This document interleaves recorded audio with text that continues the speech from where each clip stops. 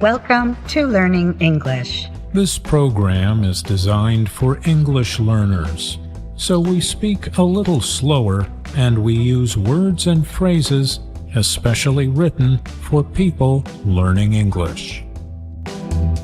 In this part of the program, you'll explore an intriguing case study in national well-being from our Places C1 Advanced series, titled Finland is the World's Happiest Country. This segment examines how Finland has claimed the top spot in global happiness rankings for an 8th consecutive year. From the social sanctuary of saunas to its breathtaking natural landscapes and robust welfare system, we'll uncover the unique elements that set this Nordic nation apart. Join us as we discover what makes Finland a model of contentment in our modern world. According to the World Happiness Report, the cheeriest country in the world is one nature-loving Nordic nation, Finland. On paper, it's not hard to see why. It's one of the world's least corrupt countries, built on a democracy and quick to give women the vote. Education, from daycare to university, is free. Crime is low, the water is clean, the air fresh, and there are more saunas than cars. But is it noticeably a nice place to be? And can the Finns teach me and the rest of the UK, which ranks 20th in the Happiness Report, anything about well-being in the land of forests and freedom? I start in Helsinki. With a population of just 630,000, this is a pocket-sized but delightful capital city, buzzing with a Nordic foodie scene, a clutch of tech startups, and its own design aesthetic, all bathed in up to 19 hours a day of sunlight in the summer. Explored during those never-ending hours of sunshine on foot or bike, the city feels eminently livable. But locals also know how to make the best of the depths of winter, warming up in cozy cafes over bowls of salmon soup or carving holes in the sea ice for a dip. And while 40% of the capital is given over to green spaces, beyond Helsinki city limits, nature is abundant. The country is a patchwork of 190,000 glassy lakes and 76,000 islands, while the rest is 75% forest. To the north is snowy Lapland, but you don't have to go that far for wilderness. Wide open spaces are just minutes from the cities. You are never more than a 10-minute walk from a park or forest. Most Finns spend their holidays at traditional summer cabins, where running water is optional, but a wood-fired sauna and a dip in the lake are obligatory. And they think nature is so good for you that you can now get it on prescription. On the tiny car-free island of Vartiosaari, just a minute's solar-powered ferry crossing from Helsinki, I meet Adela Pajunen. Adela spearheaded a new movement for Finnish doctors to prescribe time outside to their stressed-out patients. Her nature prescription model has been recognized globally for its scientifically proven effects. We follow the wellness trail she's created on the island, wandering through patches of wild bilberries as she points out valerian and meadowsweet, and explains that every Finn knows how to forage safely for berries and mushrooms from early childhood. Connecting with nature, she says, is her key to happiness. Hidden among the island pines is a sky-blue summer cabin where we join German-born Wolfgang Zeller for tea and foraged berries. Every Finnish resident I've asked has a different reason they're happy, although Wolfgang tells me that most of them think their status as the cheeriest people on earth isn't quite accurate. A better definition would be contentment with your lot, satisfaction with how life is right now. Many locals, when I mention the happiness index, are quick to point out that their country is not perfect.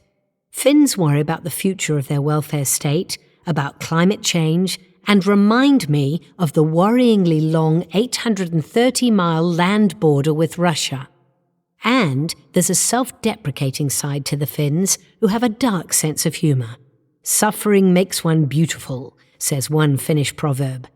We've had hage, Danish coziness, and lagom, Swedish contentment, but I've always liked sisu, a Finnish way of being defined as stoic determination, tenacity of purpose, and hardiness. Adela tells me that locals don't complain about the winter or the weather, as the skies open halfway through our walk, filling the air with the smell of wet forest.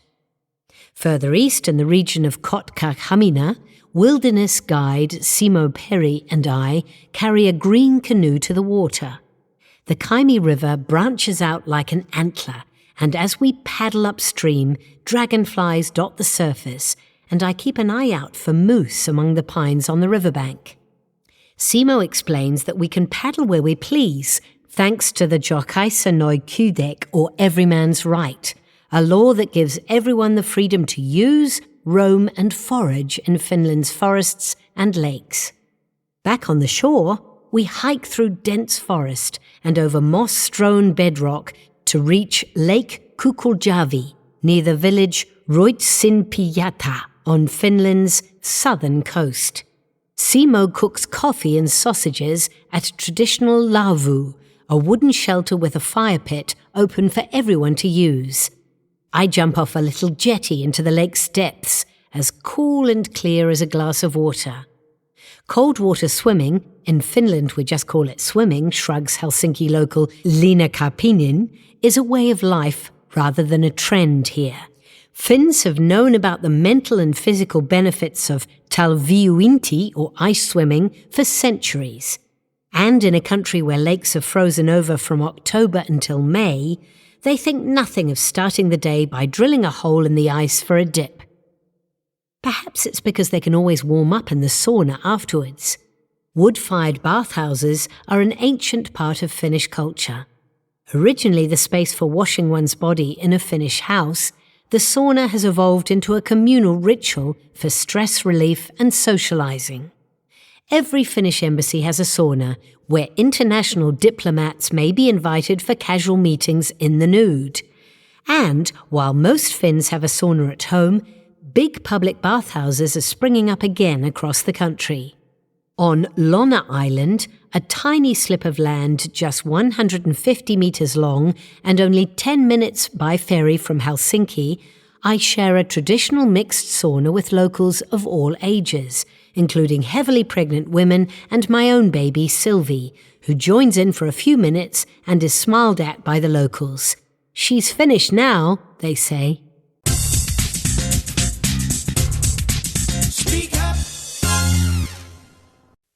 Listen to a discussion in an American history class. Today, we're going to talk about a coin from early in the history of the United States. It was the first coin issued by the U.S. government, and it was issued soon after the government was established. Do you know when this was? Any idea? Come on, you must have some idea when this was. Yes, Sam?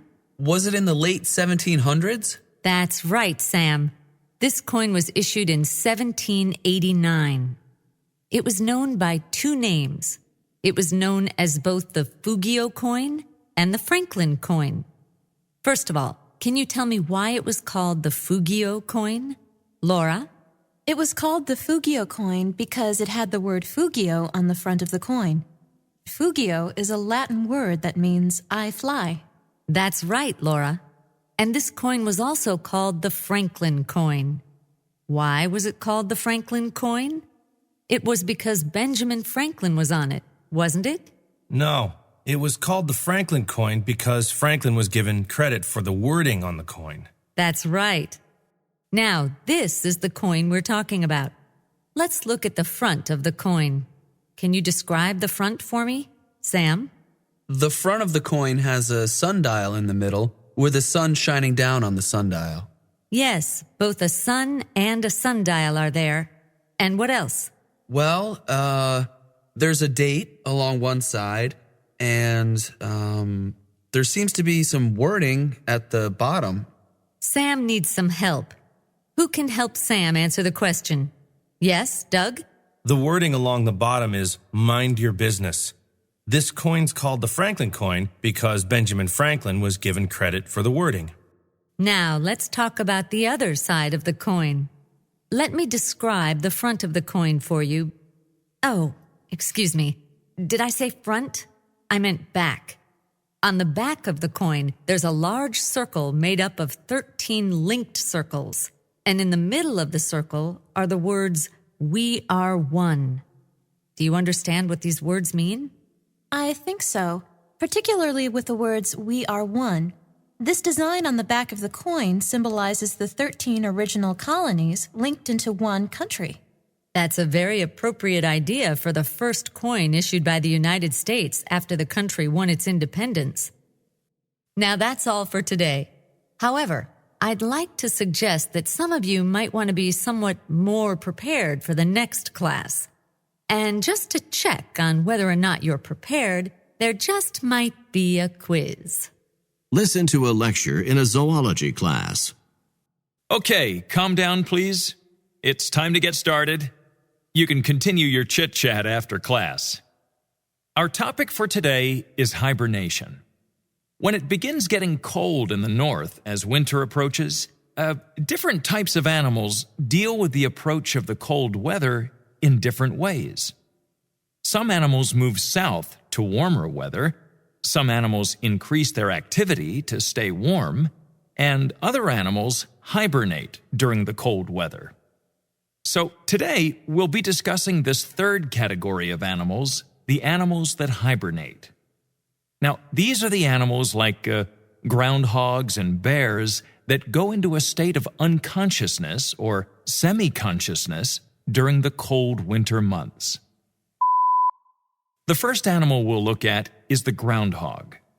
The groundhog's one of the best-known hibernators. It goes into its burrow 4 or 5 feet underground sometime in the fall, and it doesn't come out until spring. A groundhog stays in its underground burrow for the entire winter without coming out. Now, because the groundhog hibernates so completely, it's the groundhog that has achieved prominence in our folklore as the animal that's responsible for determining whether or not winter's over and it's safe to come out of hibernation. You see, according to folklore, the groundhog will come out of the burrow where it's hibernating on Groundhog Day in February. If winter's over, the groundhog will remain out of its burrow. But if winter's going to last for a while longer, the groundhog will scurry back into its burrow. Yes, Amanda, do you have a question? Yes, I do. Does the groundhog have a good record? You know, about predicting whether winter's over? No, not really. It's just a folktale, and the groundhog isn't batting much more than 50-50. Now, back to the discussion of hibernation, with a little more emphasis on its scientific nature. We've discussed the groundhog, which hibernates throughout the cold weather. Other animals that hibernate in a similar fashion are bats and squirrels. Now we'll look at the bear, which hibernates in a different manner. You see, bears don't hibernate as completely as groundhogs, bats, or squirrels. In the southern half of the United States, bears don't hibernate at all because the weather doesn't get cold enough for them to hibernate. In the northern half of the United States, bears may not stay in hibernation for the entire winter. They may come out of their hibernation during the winter and wander about before returning to hibernation. Yes, Tom, what's your question? Well, Professor, I'm not exactly sure what hibernation is. I mean, how is hibernation different from sleep? That's a good question, Tom. One that I'm a little late in clarifying. Hibernation is different from sleep, and these differences between sleep and hibernation are seen in body temperature and heart rate. You see, the main characteristics of hibernation, which are very different from sleep, are that body temperature and heart rate decrease significantly. When an animal comes out of hibernation, the heart rate and body temperature increase to the levels normal during waking hours. During the period when a large animal, such as a bear, is coming out of hibernation, the animal's entire body does not warm at once. The area around the heart warms up first. As the heart warms up, it begins beating at its normal rate, and it's then able to pump blood around the rest of the body and heat up the rest of the body. These are the main points that we need to cover about hibernation. Now we'll take a short break before moving on to the next subject. Listen to a lecture in a biology class. Today, I'll be talking about the concept of tropism as it relates to plants. Tropism, for those of you who don't know, refers to a bending of a plant or a part of a plant in response to an outside stimulus. There are three important kinds of tropism. They are phototropism, geotropism, and hydrotropism. In each of these kinds of tropism, a plant or a part of a plant bends in response to a different kind of outside stimulus. First, we'll discuss phototropism. The outside stimulus in phototropism is light. When a plant is affected by phototropism, it grows in the direction of a light source, such as the sun. The second kind of tropism is geotropism. In geotropism, the outside stimulus is gravity. In a plant affected by geotropism, the affected part of the plant grows directly downward because of the pull of gravity. When a plant's affected by geotropism, it's often the root structure that's affected. Okay, the final kind of tropism I'll discuss today is hydrotropism. When hydrotropism affects a plant, this means that the plant is drawn toward water. A plant under the effect of hydrotropism will grow in the direction of its water source. Listen to a lecture in an archaeology class. Today, we're going to be talking about fossils. A basic definition of fossils is that they are the remains of plants and animals that have turned to stone. And today, we're going to be talking about how animals become fossils. The process begins when a living being dies. After an animal dies, its soft tissues break down. When the soft tissues have decomposed, only the hard parts of the body, such as the bones and teeth, remain.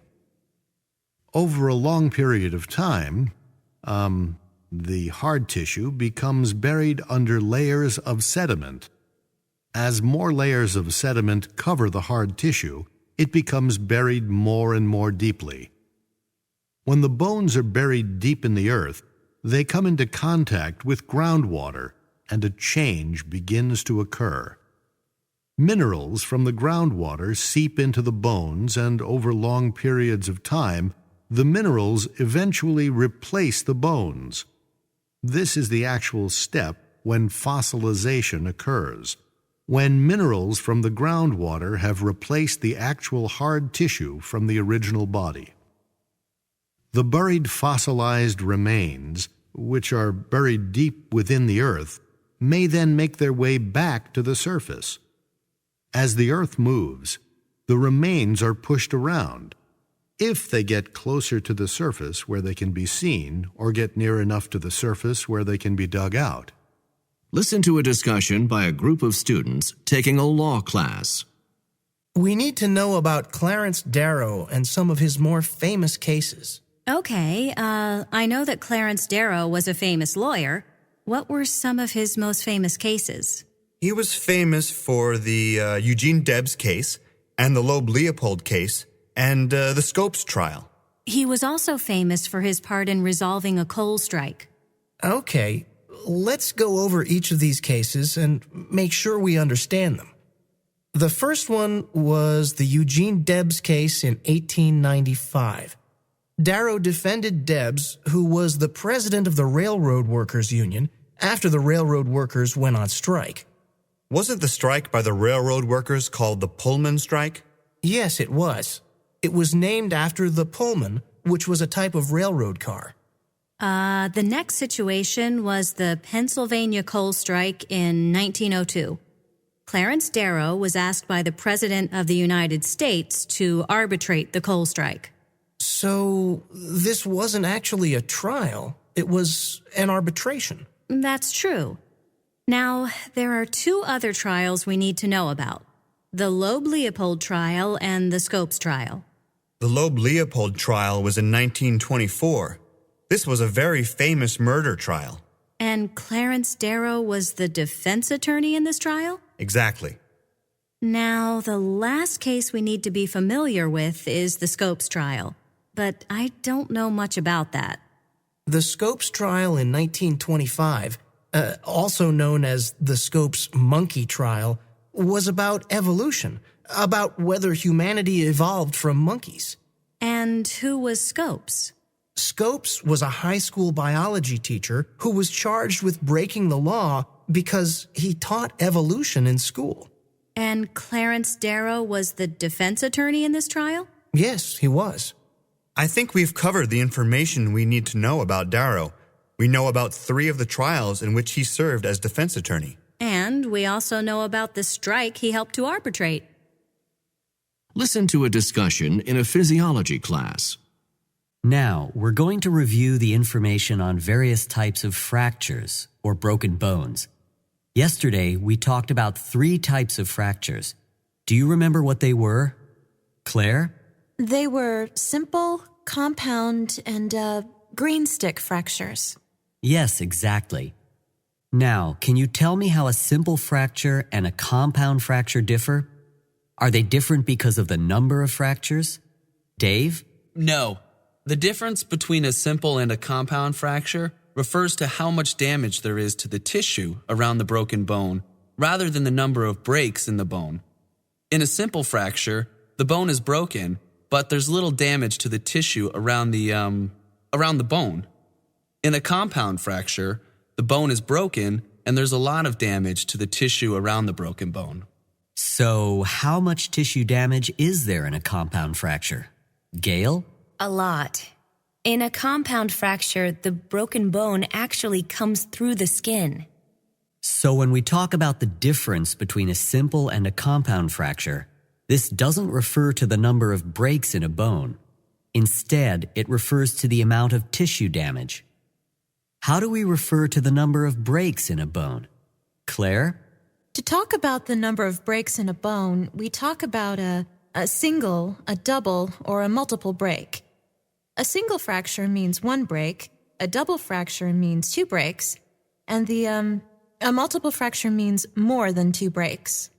Okay, I hope this distinction's clear, that we talk about single, double, and multiple fractures to refer to the number of fractures, and simple and compound fractures to refer to how much tissue damage there is around the break. Now, we have just one more type of fracture to discuss, and that's the green stick fracture. Dave, can you tell me who generally suffers from green stick fractures? Green stick fractures are usually found in children. That's true. And what is a green stick fracture? Gail? A green stick fracture means that the bone bends, and maybe it breaks part of the way, but it doesn't break all the way through. The name green stick refers to a young green plant that might bend instead of breaking. So, is a green stick fracture a very serious fracture? Claire? No, a green stick fracture is usually the least serious type of fracture because the bone isn't broken all the way through. The compound fracture, where the broken bone comes through the skin, is the most serious type of fracture. Listen as 2 students discuss campus parking. Can you tell me about parking on campus? I've just gotten a car and I'm going to be parking on campus. I'm so glad I don't have to be riding my bicycle to class anymore. Parking is kind of difficult on campus because there just aren't enough spaces for all the people who want to park. You do know that if you're going to park on campus, you'll need a parking sticker. A parking sticker? What kind of parking sticker? Well, if you're only going to park on campus once in a while, you can get a daily sticker each day that you park. But if you're going to be parking on campus often, then you should really get a permanent sticker. I have classes almost every day of the week, so I know what I've got to do.